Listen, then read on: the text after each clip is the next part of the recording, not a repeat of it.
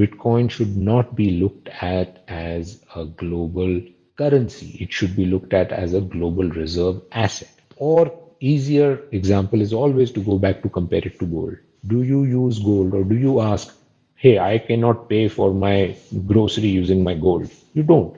When do you use gold? You use it for large, high volume or high value but low volume transactions. Similarly, Bitcoin can also be used for high value but low volume transactions that don't have urgency and don't have high frequency.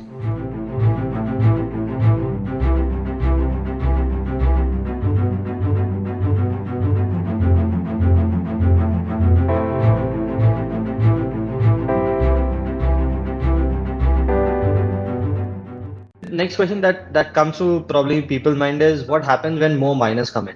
Can they solve this puzzle faster than 10 minutes? Yeah, that's a good question. So when more miners come in, the Bitcoin protocol is designed in such a way that it can auto adjust the difficulty to make sure that the puzzle gets solved only in about 10 minutes, no less. When more miners come in, there is more computing power, and yes, theoretically, that means the puzzle can be solved faster.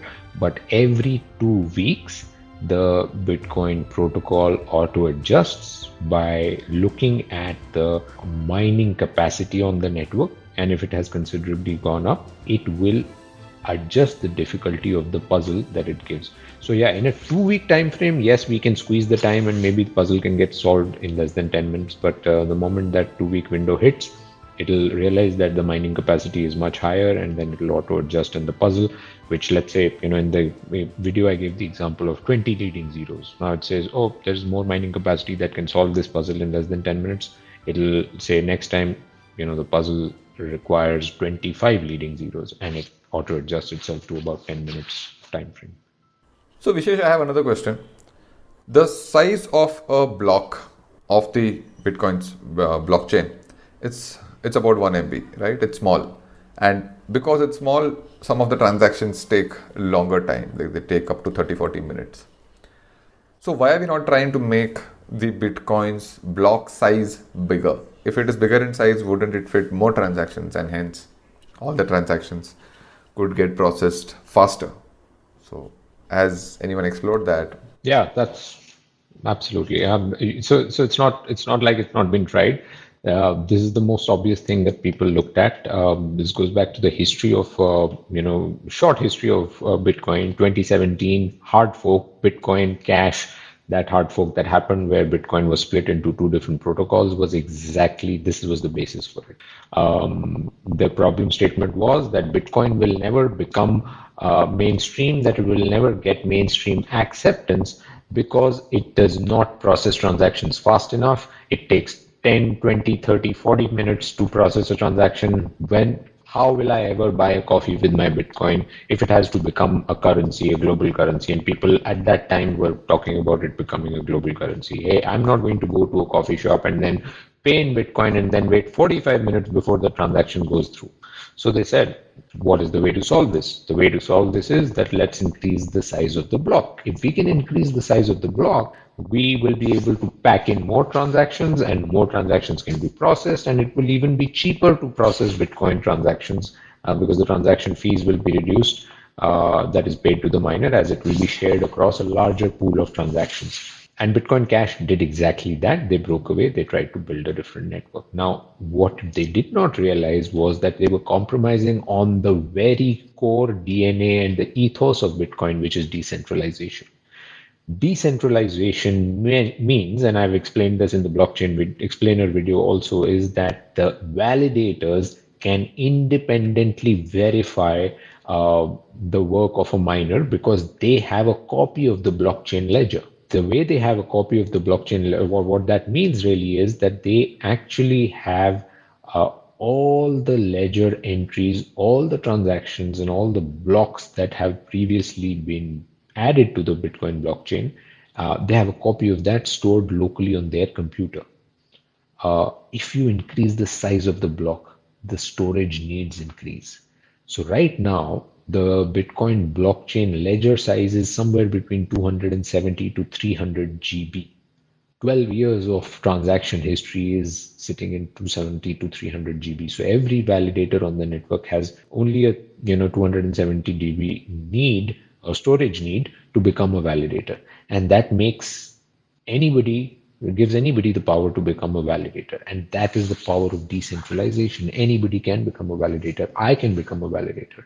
Now let's play it out, right? If this became, let's increase the size of the block from 1 MB to 5 GB. Now suddenly the storage needs is what? 1 MB to 5 GB is 5,000 times increase. Now 5,000 times increase on your storage capacity, which means that your 300 GB can go into what, 15 terabytes.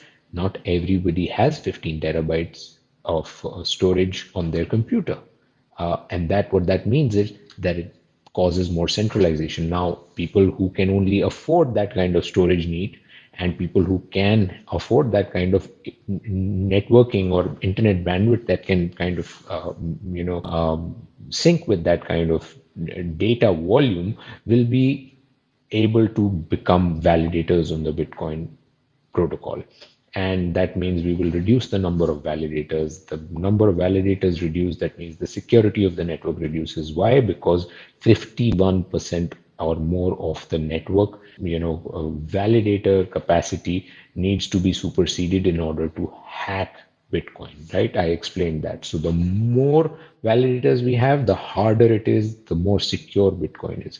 The moment you concentrate the number of validators, okay, if there are only today there are thousands of validators.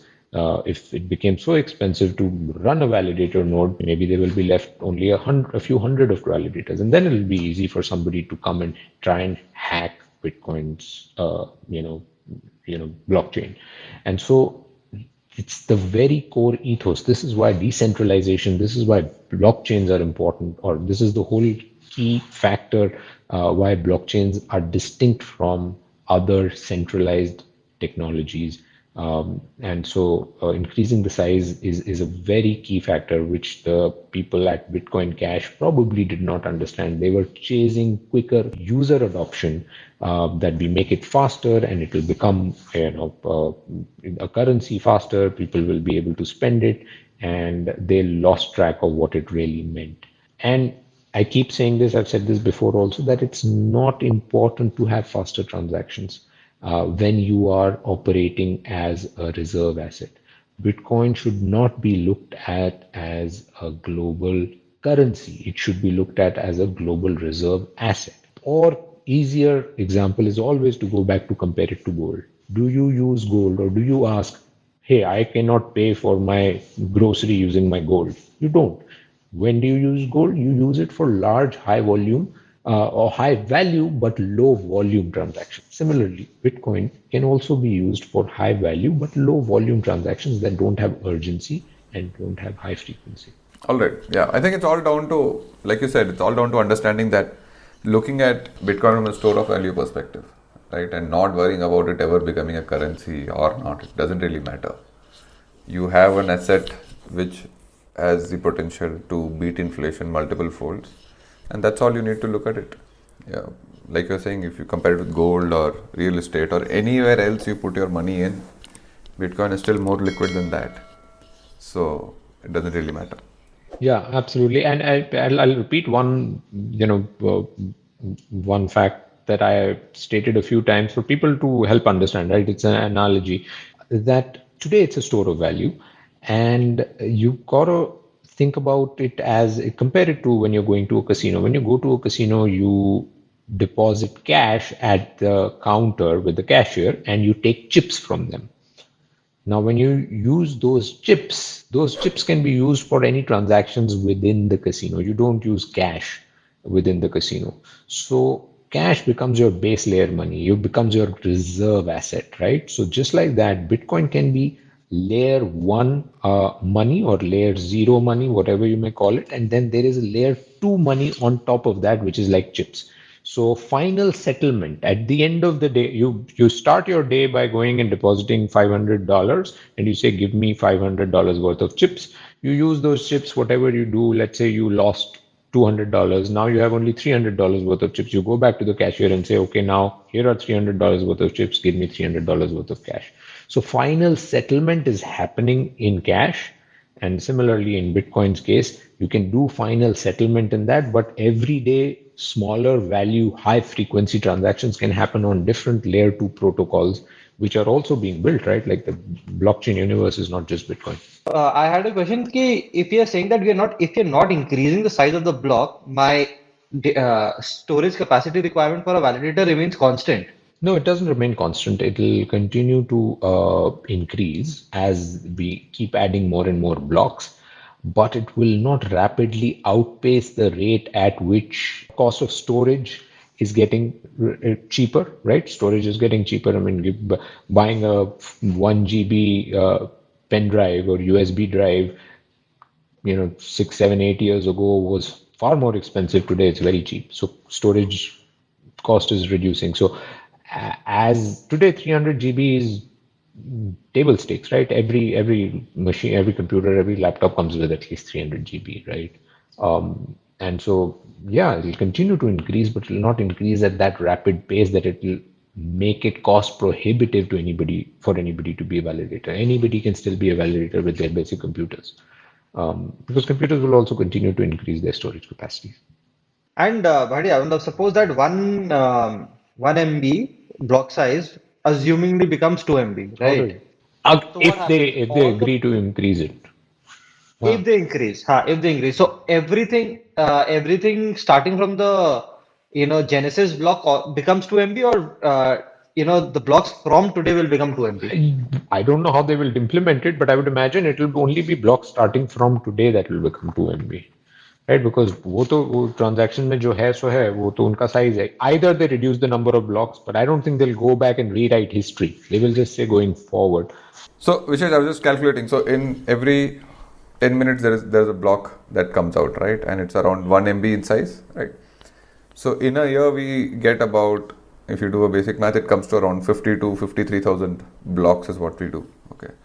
And if each of them is 1 MB, that comes to just 50 GB. So, every year, it adds by only 50 GB. So, even if you take, say, 10 years down the line also, it would have added only 500 GB. So the 270 to 80 GB will become 700 odd GB. And we already, most laptops have, 1 TB of storage space. Even the basic, it has become a basic, probably the basic requirement today is 512 GB maybe. And it will become 1 TB or 2 TB in the downline. So it will not outpace, right? So that's your point, right? Like it will never. Like an everyday person, common man like you and me can become a validator on the network. It is not a job that only elites can do, because then you're talking about concentrating power in the hands of few who can then control Bitcoin, right? Validators are also people who are voting on what changes can be made to the protocol. If the power is concentrated in a few hands, only few powerful people can do it, then they can do exactly what they did with fiat money, right? Like central banks control whether they can decide tomorrow that there will not be 21 million Bitcoin, there will be 42 million Bitcoin. So decentralization is really important to Bitcoin. Getting back to the proof of work, are all blockchains built on the same concept of proof of work, or it is limited, or there are some category of blockchains? Yeah, no, there are a lot of different designs, but most popular one is of course proof of work, which is Bitcoin's approach. It's popular because Bitcoin is popular. There are, as we know now, more than 8 to 9,000 cryptocurrencies out there. They are all different, using different designs. One of the other most popular approaches is proof of stake. This is different from proof of work, but at the end of the day, the principle is always the people who are mining and validating work on the blockchain have to have some skin in the game. They have to have the risk of losing something if they were to try and cheat the system. If they were bad actors on the system, they would lose more than they can gain. And that incentive structure, that game theoretical concept is at the core of all blockchains. Proof of work, as I've explained, means that even to win the right to change the transaction history, to hack Bitcoin, you've got to spend millions, billions of dollars to just win that right. Where is the incentive left after spending that kind of money? With proof of stake, what you have is that you have to put a lot of tokens at stake in order to win the right to validate a transaction. So proof of stake works as a allows validators to validate transactions. It's not a mining concept; it is just a validating concept. So validator needs to. So Ethereum right now is proof of work, but Ethereum is planning to migrate to proof of stake. As Ethereum does that, what will happen is that people will have to lock up their Ethereum tokens or Ether tokens, and the people who put the highest amounts at stake, that will win them the right to validate transactions. And when they validate transactions, they will be paid a transaction fees. So why are they doing it? They're doing it for transaction fees. And if they make a mistake, they try to cheat the system, they will lose all the funds that they've put at stake. And so, example, simple mathematics can be somebody has to put $50,000 worth of Ethereum at stake in order to win the right to become a validator on the Ethereum blockchain. And you may win or you may earn, let's say, 10 to 15% transaction fee. So let's say it's a regular income from there on, right? You put $50,000 worth of Ethereum, every year you're making $5,000 in interest income. But you make a mistake, you try to cheat the system, you can stand to lose all $50,000. So there are no incentives in this model again. Beyond that, there are many other concepts. Proof of work is not the only one. Beyond proof of stake, also, there are a lot of other concepts which you can talk about later. All right. Okay. And I had another question. Now the entire Bitcoin network is dependent on the miners, right? And there are so many companies and people mining and keeping it up and running. What happens if some country or some countries ban mining? Will that affect and reduce the security of Bitcoin, or what are the implications? Or has there been few examples of any countries doing that also in the past? Yes, it has. It has happened. Iran has most recently tried to, I don't think they necessarily banned, they wanted to control Bitcoin mining. So they tried to kind of take over independent private Bitcoin mining operations. Venezuela has tried to do that. China has talked about it. I don't think that they've done it. In fact, most of the mining possibly is in China right now. To answer your question, if Bitcoin were to get or Bitcoin miners were to get banned in a given country, will that affect the security? Absolutely. In the immediate term, that means there are fewer miners, there are lesser computing power, and that means the 51% attack is theoretically easier to achieve than before. But the best part is that Bitcoin mining is very widely geographically distributed. There's a lot of claims that China has a lot of Bitcoin mining capacity concentrated in one country. That is changing, as you can see in the US every day. US, Canada, North America, basically we are hearing about new companies setting up operations. So a lot of as Bitcoin is becoming popular, the mining is becoming more and more decentralized. I don't think that it can overnight kill Bitcoin, because the moment mining capacity reduces on the network, you just look at the market dynamics, right? It's again simple economics. Why don't I go and try and mine Bitcoin today? I can mine Bitcoin and earn some Bitcoin as reward. That will be great business for me, great way to earn income. But the reason why I don't do it is because it's so cost prohibitive, it's so expensive, because there are so many miners on the network. So the moment a few miners leave the network, then suddenly it becomes less cost prohibitive. For somebody who could not earlier mine profitably, can now mine. So the market is ready, and it doesn't take much, right? It's just a computing device. Plug it in, give it internet, give it electricity, and you're up, you start mining. So the entry barriers are so little. The moment the mining operations in one region shut down, or if the capacity goes low on the network, within a matter of days or weeks, they will be counter capacity that will be built in some other part of the world because it has suddenly become profitable to mine again. So there is a perfect balance that will constantly be achieved here.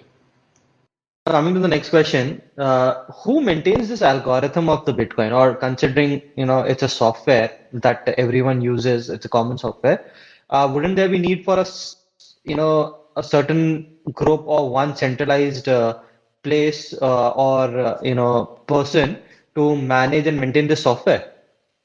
No, well, we should talk more about, and people. I encourage people to just read about how open source softwares are built and maintained, and Bitcoin's network software protocol is also open source. They are maintained by you know everyone and no one. There's a community of developers who understand Bitcoin, who like to work on Bitcoin. There is nobody paying them, so there is no central authority. Nobody has control over them. This is the community of developers that is working together, that are holding each other's hands and maintaining Bitcoin as any other open source uh, software really or application. Now, there are people, however, who are doing this full time and they are paid by the community. There are people who have enough interest in Bitcoin's success and making sure Bitcoin is, secure, robust, and successful, and that the software continues to operate flawlessly, who are funding Bitcoin developers so that they can work full time on this because it's open source. Nobody, they have no other source of income if they were to dedicate all their time to it. So there are, um, I think, 4 to 5 full time developers, maybe even more, that work on Bitcoin solely. And they're paid by the likes of, MicroStrategy in the US, this publicly listed company that has more than $2.5 billion now, maybe, worth of uh, $5 to $6 billion worth of Bitcoin on their balance sheet. They have funded some Bitcoin developers. The Winklevoss twins, who own the Gemini exchange, they also have funded some Bitcoin developers. And so, similarly, people who have deep pockets and a lot of their wealth at stake in the Bitcoin network have a direct incentive to support a healthy development of Bitcoin. So, yes, there's just, just gets managed like an open source project. If, like you said, right, mining is becoming expensive, okay, does it not cause centralization of miners because only large companies or only the rich and powerful companies can do mining because the cost involved are so high? And then we go back to the whole concept of, concentration of power into the hands of few centralized entities, which are like big companies, and only they do all the mining work. Isn't that bad? Yes, absolutely. It is bad if that were true. Fortunately, in the case of Bitcoin, as I've explained, there is miners and then there are validators. And we also talked about validators having do not have, because of the size of the block remaining 1 MB, they don't have high resource needs and their cost of running a validator operation is not very high. Therefore, we will continue to have people, everyday people, that can continue to be validators and their vote counts equally. They are part of the network. So if all the mining which is already happening can get concentrated in the hands of only powerful companies or companies with a lot of cash flow that can afford to run those mining operations, that's okay. People like you and me still have an equal vote in the system because we can run independent validator nodes from our computers. Okay, so you're saying the protocol, Bitcoin protocol, and the rules that cannot be changed because the validators also have a say in it, and the validators will always be non-institutional people also, right? Like regular people with a laptop doing validating work, right? That's the point. I mean, validators are basically mostly the incentive for a validator is, people who are validators are usually people like you and me, people who are invested in Bitcoin. So they have a direct incentive to make sure that the protocol doesn't do funny stuff, that tomorrow we don't change the inflation monetary policy of Bitcoin, change it from 21 million to 42 million, or do whatever else, right? We try to protect Bitcoin because we are investors of Bitcoin. And as more and more people invest in Bitcoin, the number of validators are increasing. Setting up validator operations has become extremely easy. There are now third-party companies that sell pre-packaged Raspberry Pi nodes, which you can just plug and play, and you can become a validator in no time. Just get everything ordered online. It'll come to your house with instructions. Take 20 minutes, set it all up, and now you're a validator too. Again, you don't have to do anything, just like mining, it's all the machine that's doing it. But the fact that you plugged it in, you have become an independent validator too. This answers the question that a few big companies will not be able to get enough hold over the whole thing and try to change anything. That I understand. Okay. But still, it's the miners who get newly minted bitcoins initially. Okay. So this also means that with more of this happening, and validators don't get the newly minted bitcoins, of course. Okay, they don't add the block. Miners do. So all the newly minted bitcoin going forward, or say when more and more institutions are only doing the mining and not individual guys, which is almost already the case, I guess. All the newly minted bitcoin is going into their hands. Okay. So do you think there is basically, if all the supply of new bitcoins is coming into certain, say, 10 companies, okay, who are doing all the mining work in the world, are there any, you think it's bad, or it doesn't matter because eventually they have to sell, and once they sell, it doesn't really matter? Or, but I'm just trying to understand if there is some game there that could hurt retail investors. Yeah, listen, it's any form of centralization or consolidation in the hands of a few is bad, but that's the beauty of Bitcoin, and that is part of the reason why Bitcoin's success can never be replicated. I'll explain, right? So we know that almost 19 million Bitcoin has already been mined. So majority of the Bitcoin has already been mined. So from here on, if only 10 companies become the only companies that are going to mine Bitcoin, and all the Bitcoin, the remaining 2 million Bitcoins are going to go into their hands, they're going to hold it theoretically. I don't know how they're going to manage their cash flows if they hold it for the next 140 years, but let's say they will, 120 years. But let's say they will still not hold the majority of the Bitcoin in the network.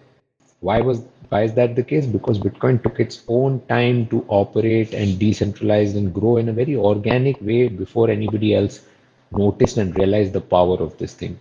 If in 2009, when Bitcoin first came, people knew what it's going to become, maybe there would have been not even 10, 5, or maybe one mining company that would have put all the computing power behind it.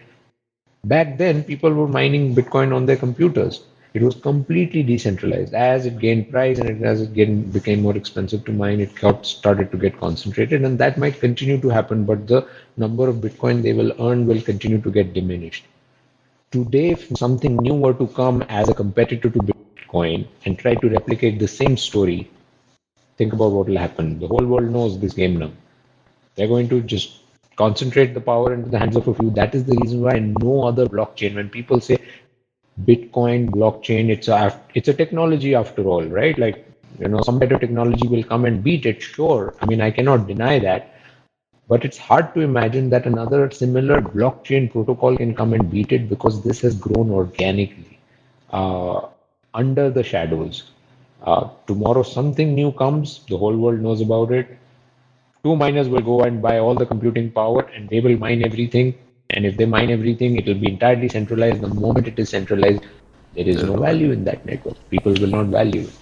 And I think, like you're saying, the concept of halving, right, every 4 years or every 210,000 blocks, the halving of the Bitcoin rewards that happens, that has kind of taken care of so many problems. And one of the problems is this, that it will never get concentrated, because we are looking at 21 million Bitcoins by 2140, and in the first 12 years itself, we've got most of the Bitcoin out, because that halving is there. If that concept wasn't there, we would still be sitting at probably just a couple of millions or probably 5 millions of Bitcoins, right? And there'll be still so much to take, and institutions could come, set up mining networks and take control of the newly minted Bitcoins that are coming in. But that's not possible now because of the halving system.